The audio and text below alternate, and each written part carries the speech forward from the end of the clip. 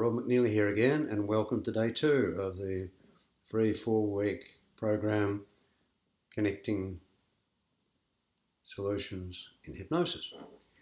And today I want to say something about what is hypnosis. If you look in textbooks, you'll find a whole lot of different definitions. It's a state, it's this, it's that. And some people say everything is hypnosis, and some people say nothing is hypnosis, doesn't exist. So rather than get involved in some kind of academic debate about what hypnosis is or isn't, I'm inviting us to start from the position of a description rather than a definition. And the description I'm offering and inviting us to start with, as a practical, easy way to begin, is to think of hypnosis as something that when we observe someone having an experience where there is focus, where there is absorption, that we can mutually agree to be hypnosis, then we can call that hypnosis.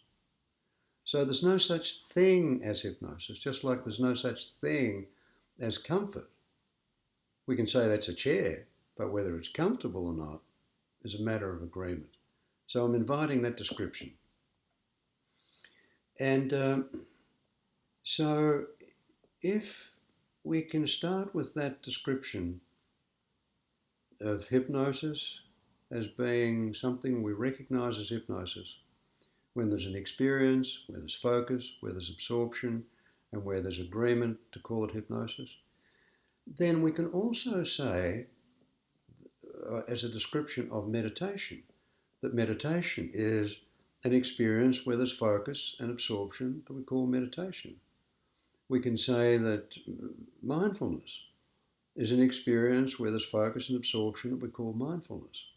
Now, of course, with hypnosis, with meditation, with mindfulness, there may be a different point of focus, a different area to focus on. With a meditation, there may be a mantra, there may be focus on breathing, there may be focusing on some image of a guru.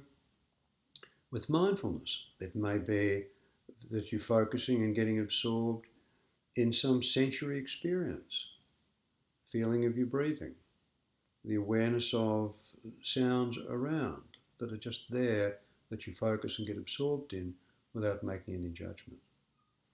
So if we can think of hypnosis in that way, then we don't have to get involved with complicated arguments about, is hypnosis the same as meditation? What's the difference between mindfulness and hypnosis? Is EMDR another form of hypnosis? And so on. We can put all of that aside. So I hope that that's an agreeable place for us to build our learning experience over the next while. And I'd love for you to leave some comments about what you think about that, whether you think that's adequate, whether you think it's ridiculous, or just what it is that you think about it. That description is really not adequate. It doesn't completely do justice to the experience of hypnosis, but it is a place that we can begin, so that's my invitation.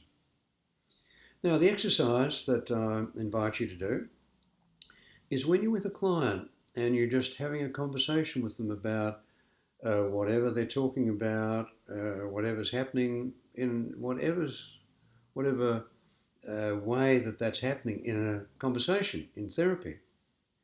Keep your eyes open and see if you can pick up some times when you notice that they become very focused and you notice they become absorbed in something. Now, we're not going to call this hypnosis, but the invitation is for you to look. If someone says, I had a really good day, if you notice when they say, it was just wonderful, often there's something happening there. There's not just words. It's as if sometimes they look off into the distance. I had such a wonderful holiday recently. And it's as if somehow their focus and their attention is not so much in the room as is on the holiday. So that's the invitation, to start to notice when in the middle of conversations with clients, you can become aware of an experience where they're focusing and where they're becoming absorbed.